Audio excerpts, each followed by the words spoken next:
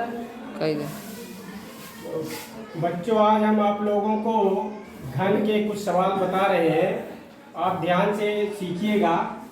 उसमें एक प्रश्न है कि 32 में क्या गुणा कर दिया जाए कि प्राप्त संख्या पूर्ण घन या क्यूब बन जाए।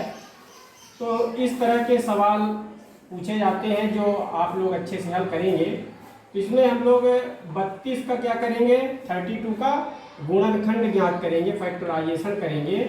तो 32 को 2 से काटेंगे तो ये 16 आ जाएगा, 2 से काटेंगे तो 8 आ जाएगा, 2 से काटेंगे 4, 2 से 2 आ गया और 2 से 1।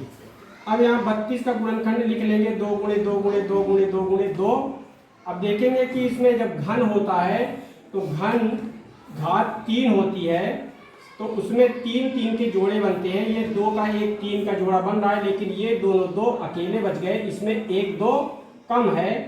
यही लिखा हुआ नीचे 2 का दूसरा ट्रिपलेट बनने हेतु 1 2 कम है, अतः 32 में 2 का गुणा करने पर प्राप्त संख्या पूर्ण घन हो जाएगी। इस तरह का कोई भी सवाल हो, अगर उसमें कोई भी 3 का जोड़ा नहीं बनेगा तो वो संख्या पूर्ण घन नहीं होगी। और जितनी संख्या तिर्यक बनाने में, ट्रिपलेट बनाने में घटती रहेगी, उतने का ही हम लोग गुणा कर देंगे तो प्राप्त संख्या पूर्ण घन हो जाएगी। जैसे यहाँ 32 में 2 का गुणा कर देंगे तो 32 दूना 64 हो जाएगा और 64 4 का गुणा हो जाएगा। 1 2 इससे और 1 2 इस जोड़े से निकालेंगे तो 2 इसका गुणा हो जाएगा, 2 दूनी 4 और 4 का वो घन हो जाएगा। इसी प्रकार एक प्रश्न है कि क्या 432 पूर्ण घन है। ये भी सवाल इससे मिलता जुलता ही है, सिर्फ प्रश्न को कहने का दूसरे ढंग से कहा गया है कि क्या 432 कंप्लीट क्यूब है। तो 432 का भी गुणनखंड करेंगे इस तरह। तो 2 से काटेंगे 216, 2 से 108, 2 से 54, 2 से 27, 3 से फिर कटेगा ये 3 9 27, 3 3 का 9, 3 1 कम 3।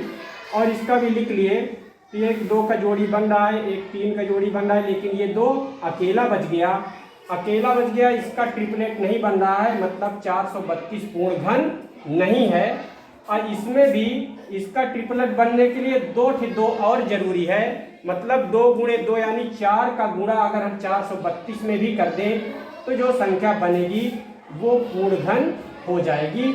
लेकिन 432 पूर्ण घन नहीं है क्योंकि ये 2 अकेला बच जा रहा है।